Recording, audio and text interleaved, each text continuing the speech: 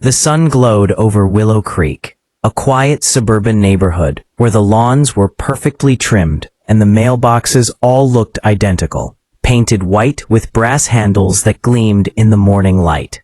For most people, Willow Creek was paradise, but for Derek Miles, it was a fresh start. After years of saving, Derek had finally bought his dream home, a 2-story blue house with a wraparound porch and an old oak tree shading the front yard. It wasn't just a house to him. It was proof that his hard work, discipline, and long nights fixing trucks had finally paid off. He parked his pickup near the curb, stepping out with a proud grin. The air smelled of new beginnings and cut grass. "Home," he whispered. From the passenger side, his daughter Ava, 9 years old with bright, curious eyes, hopped out holding a box labeled kitchen stuff. "Daddy, can I pick my room?" Derek laughed. "Only if you help carry these boxes first."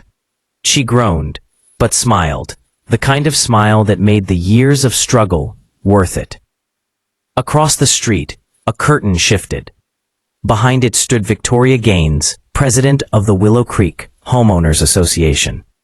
60 years old, neatly dressed, her expression sharp as glass. She watched them unload their boxes with a face that didn't hide its judgment. "They didn't mention this family in the newsletter," she muttered to herself, setting down her teacup. By late afternoon, Derek had unpacked half the boxes. The sound of Ava's laughter echoed from upstairs as she discovered her new room. Everything felt right. Then came the knock.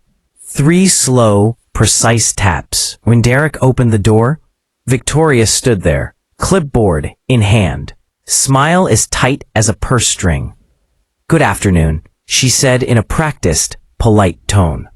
"I'm Mrs. Gaines, president of the Willow Creek HOA. I thought I'd come introduce myself." Derek wiped his hands and smiled warmly. "Nice to meet you, ma'am. I'm Derek Miles. Just moved in from Fort Wayne." "Yes, I noticed." She looked past him, eyes scanning the living room. "Lovely house, though I couldn't help but see your truck parked on the curb. Our neighborhood has strict parking regulations. Driveways only after 6 p.m.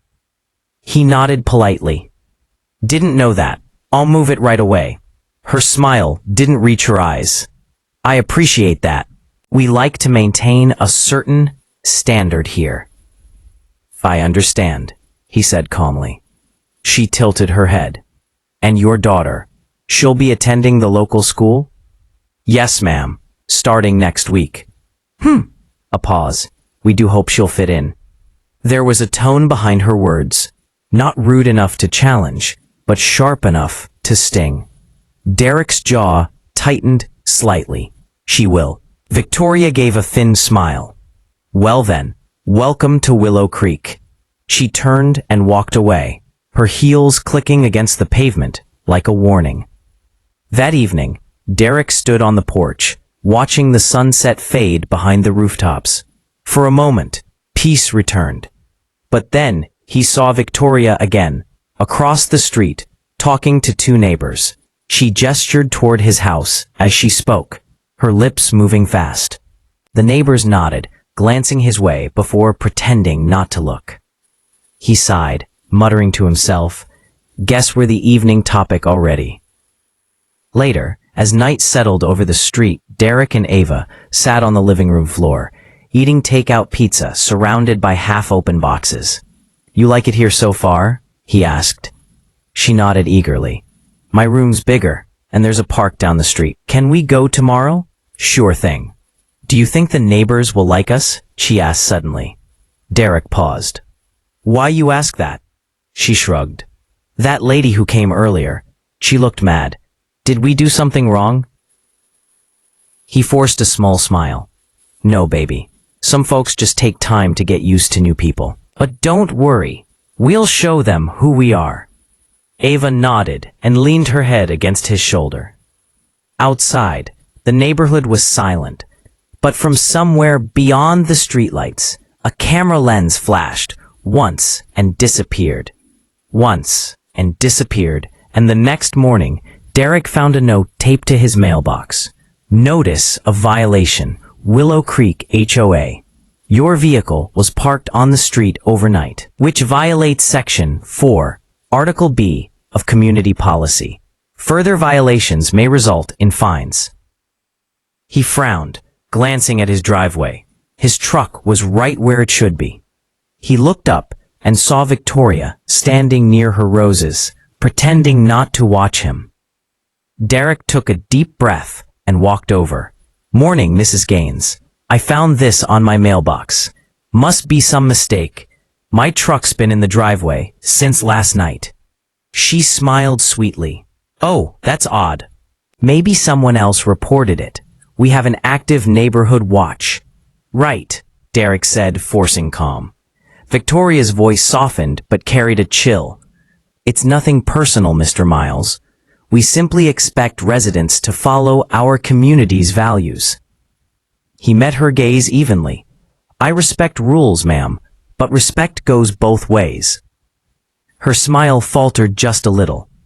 Of course, have a pleasant day. That afternoon, Derek installed a new security camera over the porch. He wasn't paranoid, just prepared. But when he checked the footage that evening, something made his stomach twist.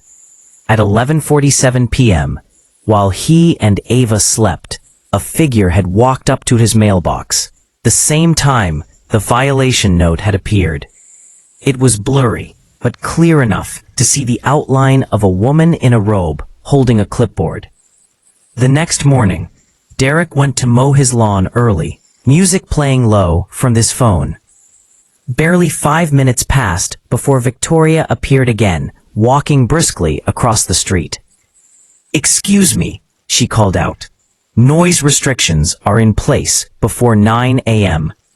He turned off the mower, wiping sweat from his brow. Didn't realize, I'll stop. Her lips pressed together. I'm sure you'll get used to the rules.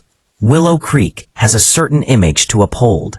He forced a smile, though irritation burned in his chest. Right.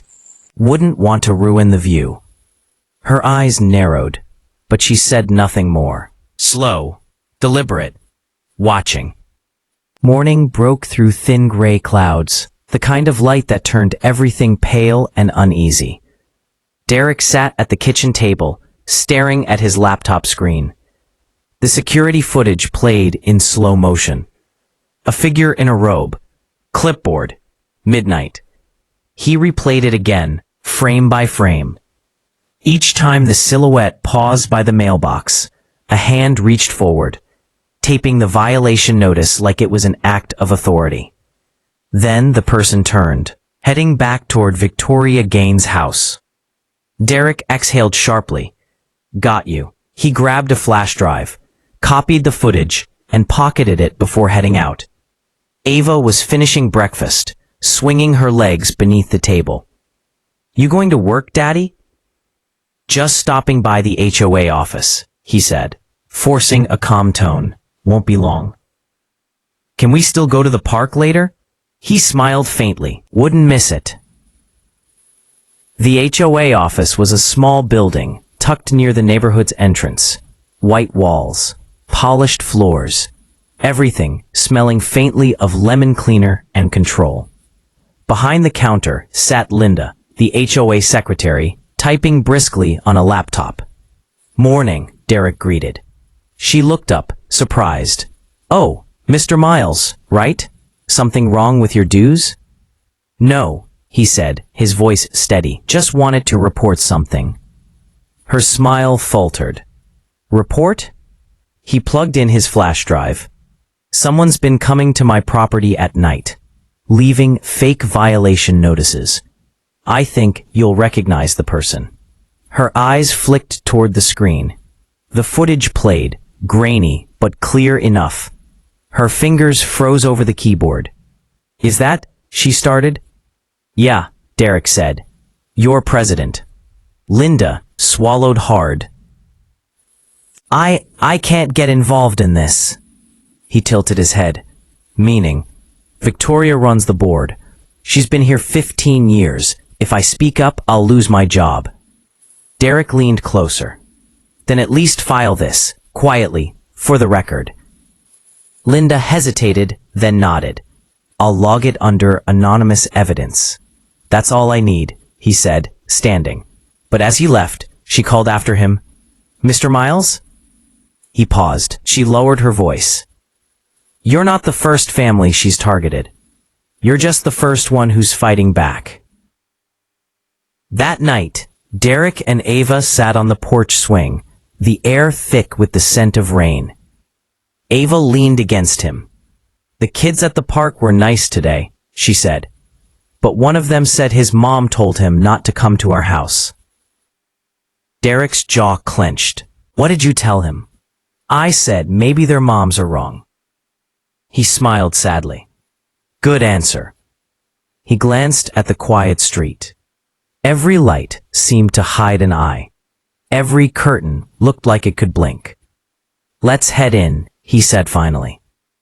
At 2:13 a.m., the motion sensor triggered again. The camera blinked red. Derek watched from the upstairs window as a car slowed in front of his house. This time, it wasn't Victoria. It was a black sedan, unfamiliar, its engine idling. The driver's window rolled down halfway. Then, flash, a camera. Someone was taking pictures of his home. Derek's pulse quickened. He grabbed his phone and began recording through the window. But just as quickly as it appeared, the car rolled off, its headlights fading into the night. By morning, he was done staying silent. He printed copies of the photos, screenshots from the video, and took them straight to the local police precinct. Officer Ramirez, a young man with tired eyes, studied the papers. You're saying your HOA president and possibly others are harassing you. Derek nodded. I've got timestamps, footage, and notes left on my property, all targeting me and my daughter. Ramirez flipped through the papers. You've done your homework, but this might fall under civil harassment unless they threaten you directly. They're watching my house every night. That's a threat. The officer sighed. You're not wrong. I'll file a report and send patrol cars through the area for a few nights. Just be cautious. Cautious, Derek repeated quietly. Yeah, been doing that my whole life, feeling the weight behind the words. They're coming after me publicly now, he murmured. Glad you could join us.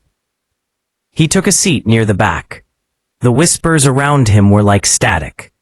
The meeting began with routine announcements, landscaping schedules, pool maintenance, nothing unusual. Then, her tone changed. Finally, Victoria said, We've received reports of several violations in our community. Noise complaints, lawn equipment outside regulation hours, and improper waste disposal. She looked straight at him as she spoke. Derek folded his arms. If you've got something to say it directly. The room went silent. Victoria's smile remained fixed. We value order here, Mr. Miles. It's nothing personal. Feels personal when you're trespassing on my property at midnight. Gasps filled the room. Her eyes flashed, but her tone stayed calm. That's a serious accusation. I've got footage, he said, pulling a USB drive from his pocket. Shows exactly who taped those notes to my mailbox. The murmurs turned into shocked whispers. Victoria's confident expression flickered. You can't bring personal recordings into a public meeting. Then maybe the police can look at it, Derek said evenly. Already filed a report this morning. A ripple of unease spread through the crowd. After the meeting, several neighbors quietly approached him outside. A man named Ray, mid-40s, nervous, spoke first. Hey, we've all had issues with her. She fined me for having my brother visit too long. My neighbor got a notice for the color of his mailbox. Nobody ever stood up to her before. Derek nodded slowly. Then maybe it's time someone did. That night, the air felt different, charged. The porch light hummed softly, casting a pale circle on the walkway. As Derek checked his camera feed, Ava peeked from the hallway. "Daddy, can I sleep in your room tonight?" He smiled tiredly. "Yeah, baby. Come on." When he turned off the light, the camera outside caught something new. A man's shadow moving between houses, flashlight in hand, wearing a dark cap. And this time, the figure wasn't alone. Two others followed behind. The streetlight flickered outside Derek's window, a weak orange glow barely pushing back the darkness. He hadn't slept all night. The security camera feed on his tablet showed the same three figures pacing near the curb. One of them bent toward his mailbox again. Derek zoomed in, fists clenching. Not Victoria this time. Three men, all strangers. One carried a flashlight. Another, something metallic glinting in his hand. They moved with quiet confidence, as if they'd done this before. He whispered under his breath, "You picked the wrong house." By morning, he was exhausted but focused. He backed up the footage on multiple drives and locked them in a drawer. Then he called Detective Ramirez. "Got new footage," Derek said. "Three men on my property last night." Ramirez exhaled through the phone. "You're kidding." "No, they came right up to the mailbox. One had something in his hand."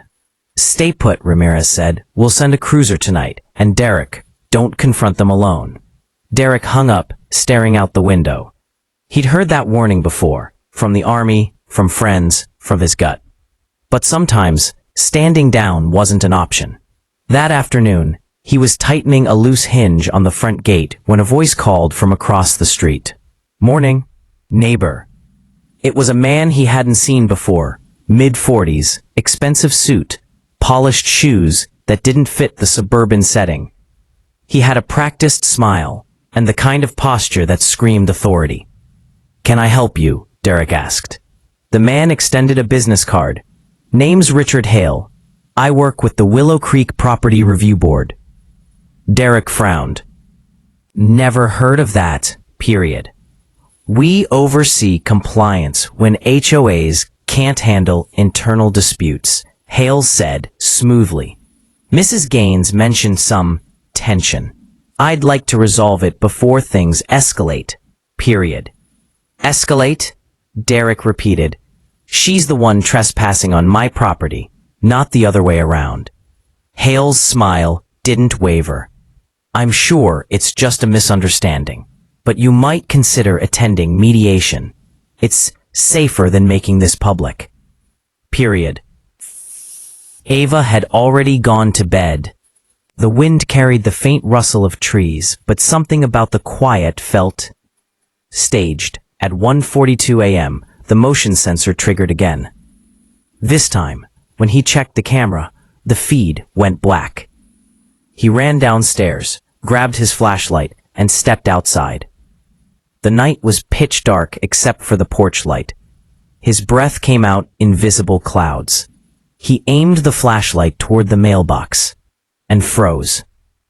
Someone had spray painted his front gate. The words glowed under the light.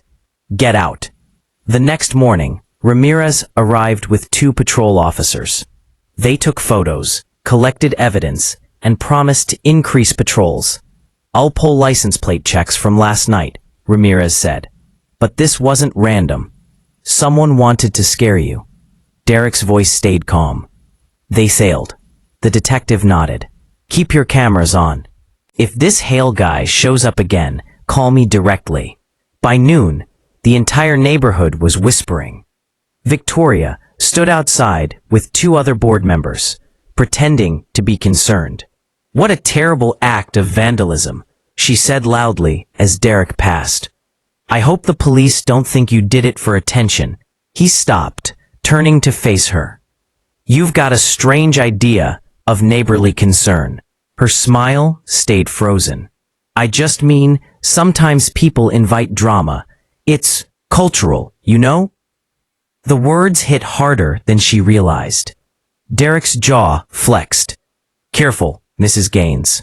You're one word away from proving what this is really about. She blinked but said nothing. Her friends looked away. That evening, Ava found something new. A small envelope slid under their front door. Daddy, someone left this.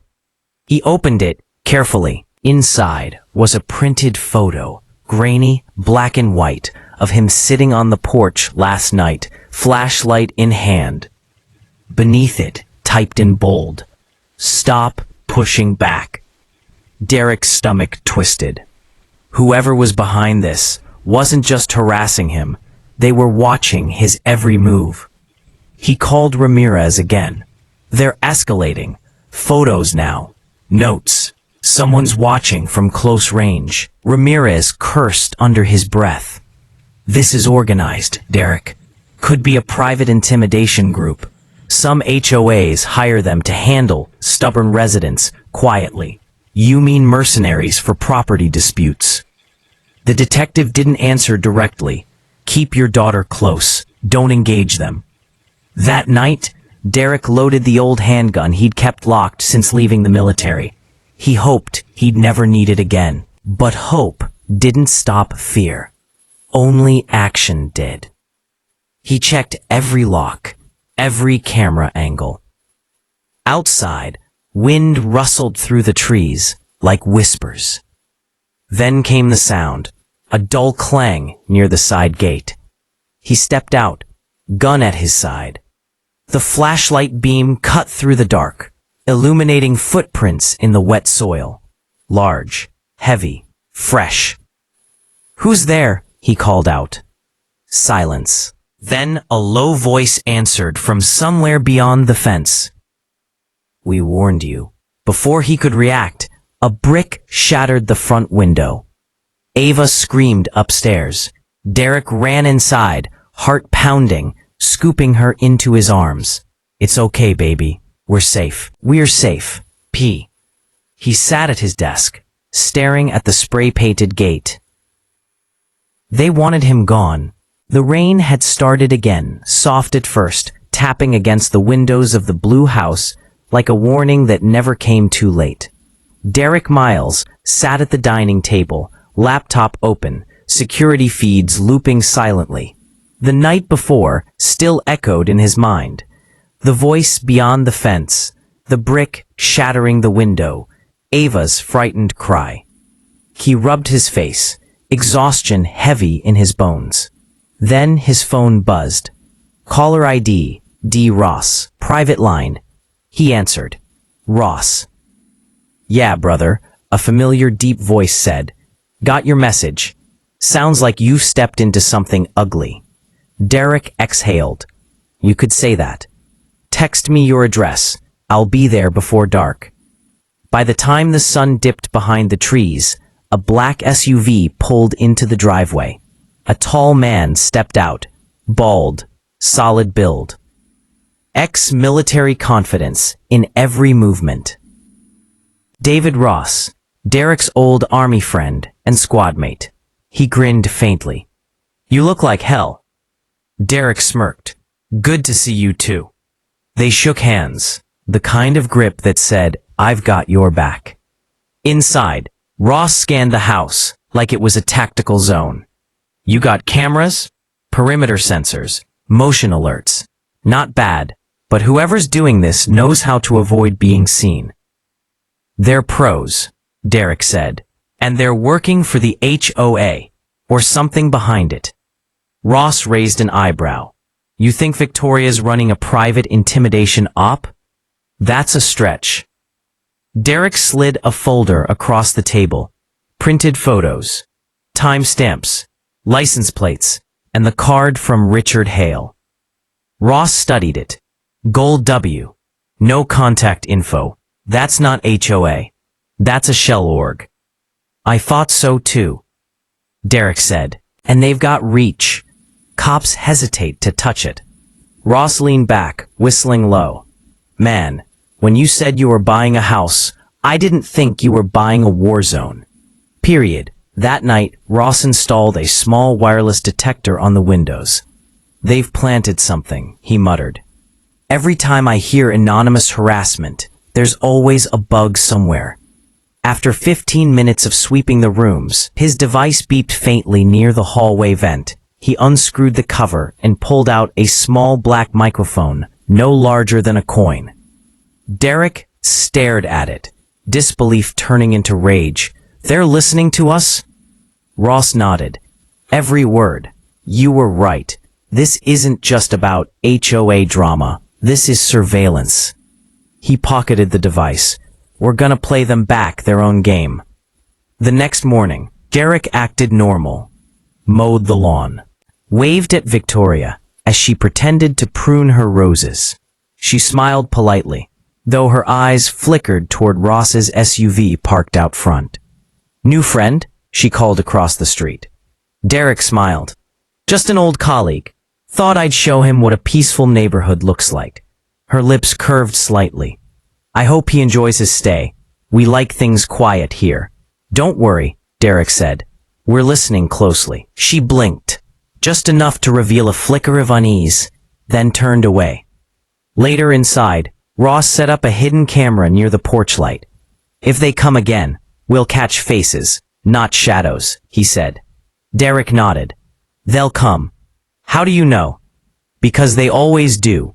When intimidation fails, they try something louder." Ross smirked. "Good, I like loud. In the past, I've often referenced all capital B, italics, learning, and rescue work." That night, around 11:50 p.m., the sensors tripped. They watched the monitor. Two men in dark jackets scaling the fence, one holding a crowbar. He stepped out onto the porch, flashlight beaming through the mist. "That's far enough," he shouted. The men froze, startled by the sudden light. One muttered, "We told him to leave." Ross stepped out beside Derek, pistol drawn, but pointed low. "Police will be here in 3 minutes," he lied. "So unless you want to explain why you're breaking into a decorated veteran's property, I suggest you move." The men exchanged looks, then bolted, vanishing into the night. Ross lowered his gun slowly. "Guess loud works." Derek exhaled. "They're getting bolder. Next time, they won't run." Ross looked toward Victoria's house, its curtains closed, but a faint light flickered inside. "She's watching, you know." "I know," Derek said. By dawn, Ramirez arrived again, visibly frustrated. "You're lucky you didn't get hurt. Next time, call us first." "We'd still be waiting for backup if I did," Derek replied. The detective sighed, glancing at Ross. "You ex-military?" Ross nodded. "Private security now. Here as a friend." Ramirez hesitated, then lowered his voice. "Off the record, I ran a background check on that Richard Hale you mentioned. No such department, no such person, but the Gold W? It's linked to Warrendale Holdings, a real estate firm tied to corporate land grabs across the state." Derek frowned. "So this is about property?" "Yeah," Ramirez said grimly. "They buy out neighborhoods cheap, flip them for millions, harass families till they move, and your HOA's their inside tool." Ross shook his head. "Classic pressure scheme. Psychological warfare till you break." Derek's jaw tightened. "Then it's time to break them." That evening, Ross pulled out a small flash drive. "I've got contacts who can trace their network. Emails, payments, all of it. But we need bait." "What kind of bait?" Derek asked. "Evidence they can't resist deleting. You've got footage of their trespassers. We upload a fake version online, say it links them directly. They'll move fast to cover it up, and when they do, we trace their servers." Derek hesitated. "That's risky." Ross smiled. "So is letting bullies win." And they set it up carefully. A decoy account, a quiet upload titled Proof of HOA Corruption, Willow Creek. Within 30 minutes, an unknown IP tried accessing it. Then another. Ross grinned. "Gotcha. 2 traces, one from Victoria's address, One from a corporate server downtown. Warrendale, Derek muttered. Ross nodded. Bingo.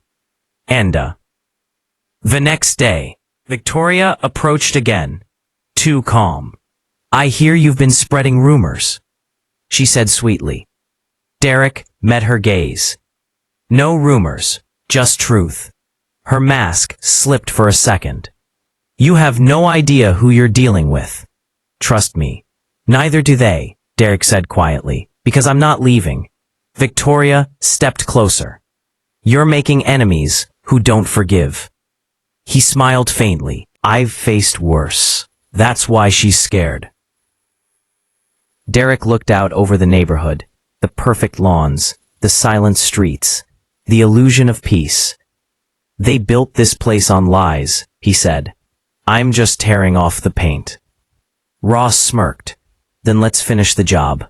By morning, Willow Creek looked calm again. Birds chirping, sprinklers hissing, neighbors sipping coffee on manicured porches. But Derek and Ross knew better. The quiet was camouflage. In the living room, Ross hunched over his laptop, tracing digital footprints through a maze of encrypted servers. The glow from the screen lit his focused face. Every file I trace leads back to Warrendale Holdings, he said. But here's the kicker. The company doesn't technically exist. It's registered under a network of shell corporations scattered across 3 states. Derek crossed his arms. So who signs the checks? Ross tapped the screen. That's what I'm about to find out. A string of numbers and names scrolled by. Bank IDs, offshore accounts, fake charities. Then, one name stopped him cold. Victoria Gaines. Derek leaned forward. You're saying she's not just helping them? She's getting paid? Look at this. She's filed 35 nuisance violations in the past 2 years. 24 of those homes were sold within 6 months. Every one of them went to companies linked to Warrendale. Derek exhaled. So this isn't about me. It's about control. Ross nodded. And you're the first one who didn't bow out quietly. By afternoon, Derek decided to confront her one last time. Not out of anger, but strategy. Ross insisted on coming along, watching from the car. Victoria was in her front garden, pruning her roses, the same calm, artificial grace as always. Derek approached slowly. We need to talk. She looked up, smile painted on. Always a pleasure, Mr. Miles. Did you come to apologize for last night's disturbance? He ignored the jab. You're working with Warrendale Holdings. Her hand froze midair, but her voice didn't waver. I don't know what you mean. I've seen the records, he said evenly. Payments, transfers, properties flipped for profit. For the first time, her eyes betrayed something, not fear, but calculation. You shouldn't have gone digging into things that don't concern you. It concerns every family you bullied into leaving, Derek said. Her composure cracked slightly. You don't understand how this works. These weren't good families. They were uncooperative, disruptive. The community needed order. Order? Derek repeated softly. You mean obedience? Call it what you want, she said. Warrendale rewards efficiency. And I make sure this neighborhood stays valuable. Ross uploaded the evidence to an encrypted drive and sent copies to Detective Ramirez. Within an hour, Ramirez called back. I can't believe what I'm seeing. These files tie Victoria directly to 2 other neighborhoods under federal investigation. She's powerful, and these people are backed by money that buys silence. Derek replied quietly. Then they picked the wrong man to silence. 2 nights later, something changed. The neighborhood was too quiet. No cars, no footsteps, not even dogs barking. Ross frowned. Feels like the calm before a hit. They stayed awake, watching the monitors. Around 1 a.m., a shadow appeared on the feed. Not near the mailbox this time, but by the back door. Then another, and another. 3 of them, Ross whispered. The back door handle rattled. Derek grabbed his flashlight, nodding at Ross. On my mark. The door burst open. Men in black masks rushed in. One shouted, "Find the drives." Ross tackled the first man, sending him crashing into the wall. Derek swung the flashlight, connecting with another's arm. The third lunged with a knife. Derek twisted his wrist, slamming him against the counter. Within seconds, the living room was chaos. Broken glass, overturned furniture, grunts of struggle. Ross pinned one attacker to the ground. "Who sent you?" The man spit blood and snarled, "You don't know what you're messing with." "Guess I'll learn quick," Ross growled. He cuffed the man with a zip tie from his pocket, ex-soldier instincts kicking in. Police sirens wailed minutes later, flooding the street with flashing red and blue. Ramirez rushed in, eyes wide. "You all right?" "We're fine," Derek said, catching his breath. They were looking for the evidence. Ross held up the knife dropped during the fight. Professional grade, not some neighborhood punk. Ramirez studied the attackers being loaded into squad cars. "We'll interrogate them, but if they're contractors, they'll keep their mouths shut." Derek nodded grimly. "Then we make their silence useless." By morning, the story had leaked. An anonymous upload hit local news networks. HOA president linked to real estate intimidation ring. Within hours, reporters swarmed Willow Creek. Cameras lined the sidewalks. Victoria's house was surrounded by flashing lights. She stood on her porch, trying to maintain her dignity as officers escorted her out in handcuffs. Her voice trembled for the first time. "You don't know who you're hurting. I built this community." Derek watched from across the street, arms folded. "No," he murmured.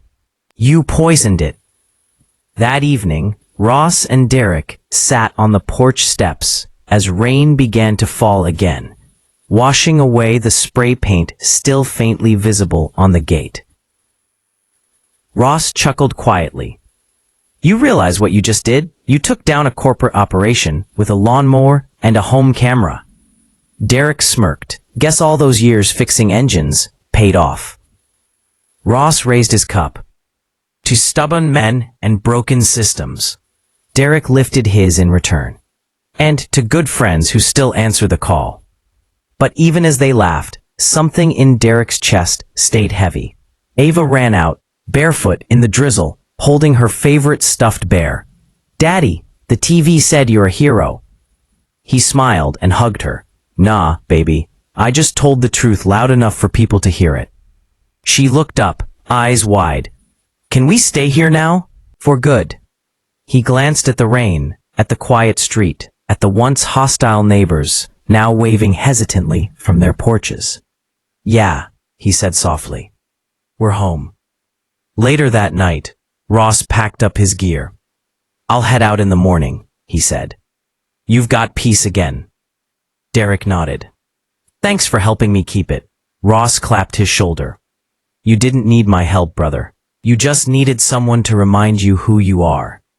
He left behind the words Derek would remember for years.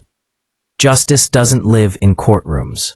It lives in people who refuse to shut up. That night, the camera on the porch caught one final image before the storm washed it clean. Derek and Ava sitting together, porch light glowing behind them, peace finally returning to a house that refused to break. The news didn't fade like most stories do. It caught fire. Within 48 hours, the Willow Creek scandal was everywhere, from local broadcasts to national talk shows. Video of Victoria Gaines being escorted by police played on repeat. Reporters called it the biggest HOA corruption case in the state. But for Derek Miles, it wasn't fame that filled his days. It was disbelief. He sat at his kitchen table, scrolling through messages on his phone.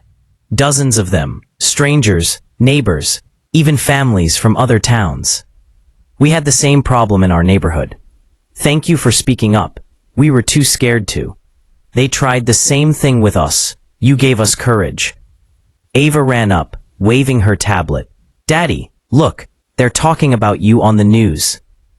On the screen, a reporter stood in front of the Willow Creek sign. Do not reply. Former mechanic Derek Miles' quiet defiance has sparked a wave of homeowners demanding investigations into fraudulent HOAs statewide.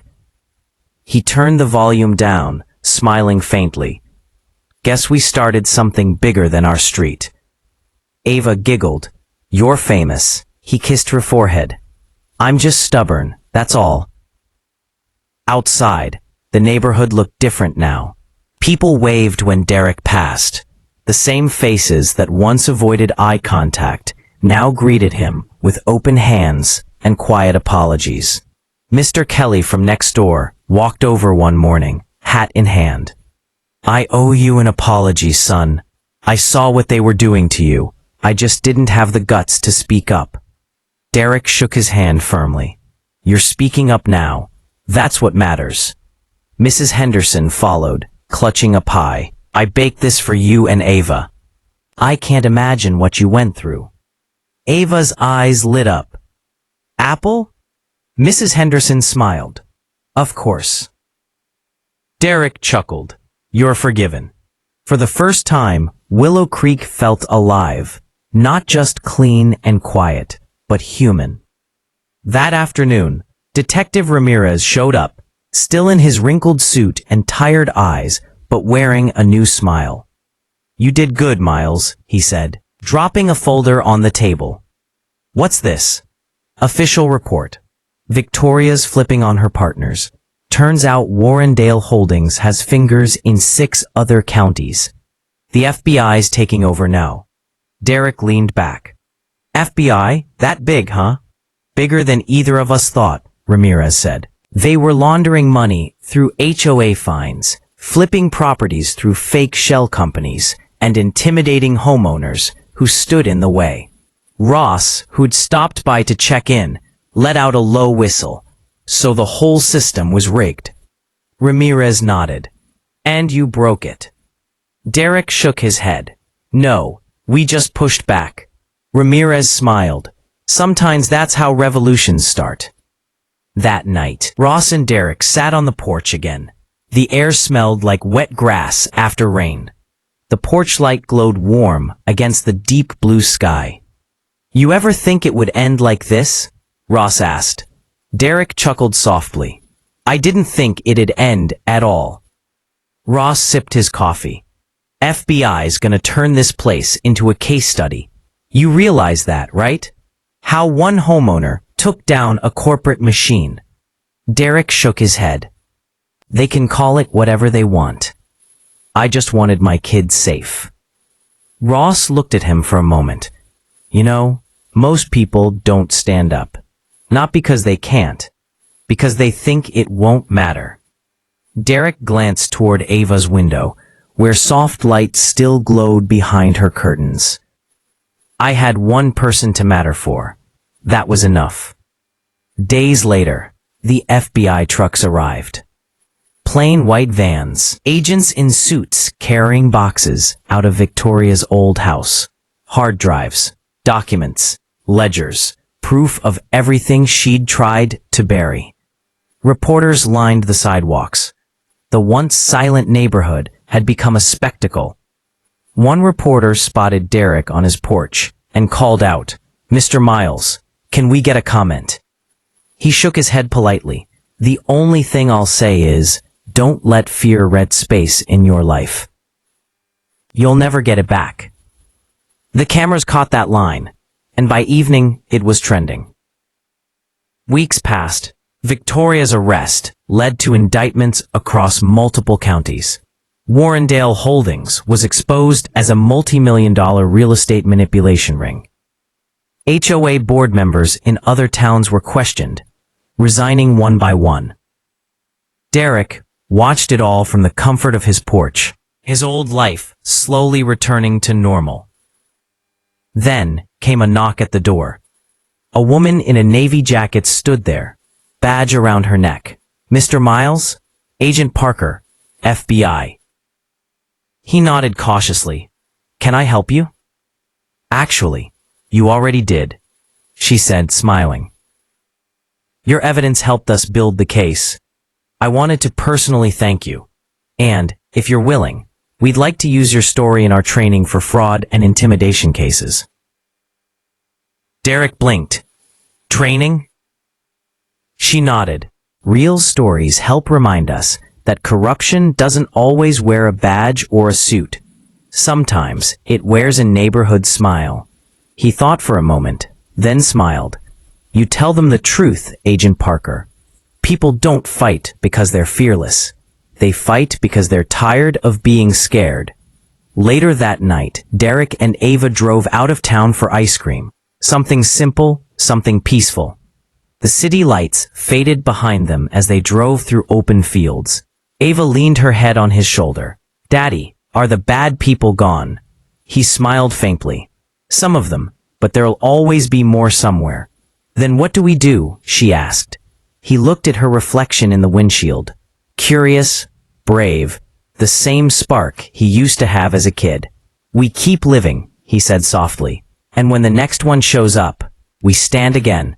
She grinned. "Like superheroes." He chuckled. "Better. Like good people." When they returned home, the porch light was still on. The camera above the door blinked steadily, silent, patient, watching over them. Ross's SUV was gone, but he'd left a small note on the porch table. "You didn't just protect your house, brother. You reminded people what home means." Derek folded the note and smiled. He looked out across the quiet street, the same street that once made him feel like a stranger. Now, it felt like something new, something honest. The next morning, the mail arrived. No violation letters, no threats, just envelopes and flyers. Among them was one that made him pause. Community vote, new HOA leadership election. At the bottom, under nominees for president, one name stood out, Derek Miles. He laughed quietly. "You've got to be kidding me." Ava peeked over his shoulder. "You should do it." He looked down at her bright eyes. "Why?" "So you can make the rules fair for everyone." He smiled, shaking his head. "You sound just like your mom." Ava grinned. "Is that good?" He ruffled her hair. "That's perfect." That evening, as the sun set and the neighborhood came alive with the sounds of kids playing and dogs barking, Derek sat back in his chair, watching it all. The porch light flickered softly. The world, for once, felt right. And somewhere deep down, he realized something simple yet powerful. He hadn't just survived the fight. He'd changed it. The early morning light spilled across Willow Creek, painting the rows of identical houses gold. The same lawns, the same mailboxes, the same white fences, yet something about the neighborhood felt completely different now. There was laughter again. Doors open, children running freely across the street. It was like life had finally come home. And at the center of it stood Derek Miles, holding a stack of papers, the ballot results. He looked down at the final count, then smiled. The number next to his name was circled in red ink, bold and clear. He'd won. The same man who once stood accused of lowering property standards was now the elected head of the very board that had tried to destroy him. Later that day, the neighborhood gathered at the community park. The turnout was huge. Every face that had once looked away from Derek was now turned toward him, waiting to hear his words. He stood at the small podium, microphone humming softly, heart steady but full. Ava stood beside him, smiling with pride. He glanced over the crowd. The sunlight caught familiar faces. Mrs. Henderson, Mr. Kelly, Officer Ramirez. even a few reporters standing quietly at the back. When Derek spoke, his voice carried strength, not anger. "I didn't move here to fight anyone," he began. "I moved here because I wanted peace for my daughter. The same peace all of you wanted, for your families. But peace isn't silence. It's fairness. It's dignity. It's knowing that nobody can take your home because you refuse to bow down." The crowd murmured in agreement. "I've learned something through all this," he continued. "Rules don't make a community. People do. You can have the cleanest lawns in the world, but if you've got fear in your hearts, it's not a neighborhood. It's a cage." He looked toward the end of the park, where the old HOA banner had been replaced with a new one that read, "Willow Creek, where respect lives." A tear welled in his eye, but his smile never faltered. "So from this day on," he said firmly, "no one will be silenced. No one will be shamed, and no one will ever again be told they don't belong in their own home." The applause was thunderous, real, alive, cleansing. Ava clapped the hardest, eyes bright. "You sounded like a superhero, Daddy." He laughed. "Nah, just a man who finally stopped running." Derek chuckled. "I just fixed my street. Let's not get ahead of ourselves." Ramirez patted his shoulder. "Sometimes that's how it starts. One street, one voice, one stand." Ross, now in jeans and a plain shirt, joined them. "I told you this wasn't over when the cops left. End to endings that make sense." As the night settled, fairy lights flickered on across the park. Ava sat by the lake, watching her reflection shimmer in the water. Derek joined her, kneeling beside her quietly. "Do you think Mom would have liked it here?" she asked softly. He smiled. "She would have loved it, especially seeing you this happy." Ava looked at him. "You think the bad people will come back?" He shook his head. "No, they ran out of places to hide." She smiled, resting her head on his shoulder. "Then I'm glad we stayed." "Me too," he whispered. Later, when the crowd dispersed and the stars took over the sky, Derek walked back home alone for a moment of quiet. The porch light glowed warm. The paint on the front gate was fresh. No cameras flashing, no shadows lurking, just peace. He sat down on the porch steps and exhaled deeply, feeling the weight of months of fear lift from his chest. A single line echoed in his mind, the one Ross had left him. "You didn't just protect your house, you reminded people what home means." He looked around and smiled. That was exactly it. Home wasn't walls and roofs. It was safety, truth, and courage. The kind that didn't come from laws, but from love. The next morning, Derek walked through Willow Creek, clipboard in hand. Not as a target this time, but as a leader. He stopped by the Joneses' yard, where a young couple was repainting their fence. "Need a hand?" he offered. They laughed. "Mr. President, we've got it handled." He grinned. "Good, just making sure no one's getting fined for painting outside of approved daylight hours." Everyone laughed. The fear was gone. In its place was something rare. Trust. By sunset, the neighborhood glowed again with the sound of living. Dogs barked. Sprinklers hummed. Kids rode bikes down the sidewalks. And on every mailbox, a small new sticker appeared, approved by the new HOA leadership.